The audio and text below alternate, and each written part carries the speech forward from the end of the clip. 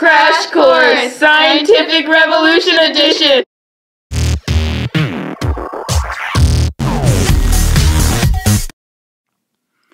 The scientific revolution was a progressive movement that took place in the 16th and 17th centuries. It was a time of great philosophical and scientific awakening. The philosophers who influenced it, Isaac Newton, Nicholas Copernicus, and Galileo Galilei, to name a few, provided what many consider to be the foundation of modern science.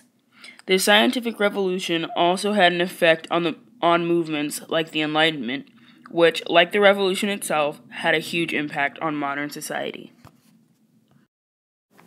Nicholas Copernicus was a Polish philosopher born in 1463. He suggested that the earth revolves around the sun, putting into question the common belief that the earth was the center of the universe. Tycho Brahe was a Danish astronomer and philosopher. He believed that the sun and moon orbited the earth while the other planets orbited the sun. This paved the way for the heliocentric theory and other astronomers like Johann Kepler. Johann Kepler was a German mathematician, astronomer, and astrologer. He is best known for his laws of planetary motion, and these later set the foundations for Newton's theories. He also predicted that the planets moved in an orbital, and he supported the Copernican system. Galileo was an Italian mathematician and philosopher born in 1564, and he dies in 1642. He was the first person to use a telescope, and he discovered that Jupiter's moons orbited around the planet, and this contributed to popularizing the Copernican system, aka the heliocentric system, by using mathematics to prove the Earth revolved around the sun.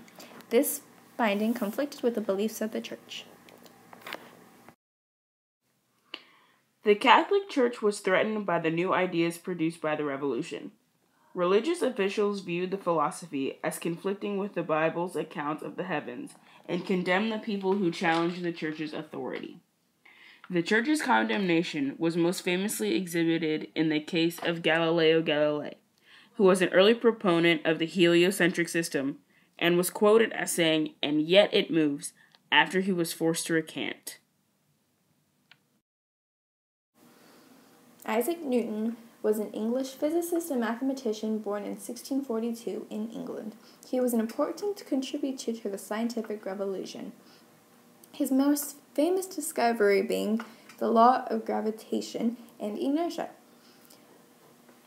He also discovered the composition of white light and laid the foundation for modern physical optics. He also presented the question of why the planets orbit so orderly, which had previously been answered by Johann Kepler.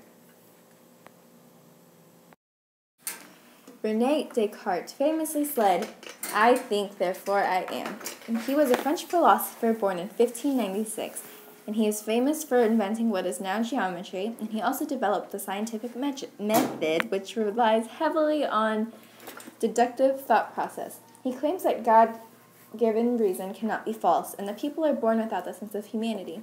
He also believes that matter can be explained, but everything else must be rationalized. Thomas Hobbes was a 17th century English political philosopher. In his most famous work, The Leviathan, Hobbes criticized human nature and stated that a strong authoritarian leader was needed to maintain order in a society. He was an avid absolutist and monarchist.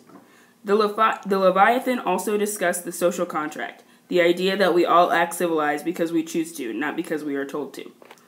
Hobbes is often credited as being one of the founders of modern political science and one of the greatest political philosophers of all time. Francis Bacon, not to be confused with real bacon, was an English lawyer and author. He is often regarded as the father of empiricism, the theory that all knowledge is gained through your senses and observations. He encouraged people to find their own paths to knowledge and reject the traditional scholastic route of attaining truth. He also established the Baconian method, better known as the scientific method. Women's role in the scientific revolution is often overlooked. Although women didn't have the same educational opportunities as their male counterparts, they still managed to impact the revolution. One of those women was Margaret Cavendish. She authored Experimental Philosophy and Grounds of Natural Philosophy, in which she discussed her views on the philosophical ideas of the time. She was widely read. She broke the gender rules of the time and challenged some thoughts of other political philosophers, like René Descartes and Thomas Hobbes. John Locke was an English philosopher and political theorist who laid down much of the groundwork for the Enlightenment and made central contributions to the development of liberalism. He also was a key advocate of the empirical approaches of the scientific revolution. The two treatises of government of 1690 offered political theories developed and refined by Locke. While rejecting the divine right of kings, Locke said that societies form governments by mutual agreement. He also developed a definition of property that the product of a person's labor that would be foundational for Adam Smith's capitalism and Karl Marx's socialism. Blaise Pascal was a French mathematician and philosopher and was the first to use the probability theory. As a deep Christian thinker, he developed the fundamentals of calculus and challenged whether human reason could really address life's greatest questions. The Pensies was a compilation of Pascal's reflections on Christian truth and was compiled after his death. Pascal used a mathematical analogy to explain his faith in God. He believed that one had to take a leap of faith toward God.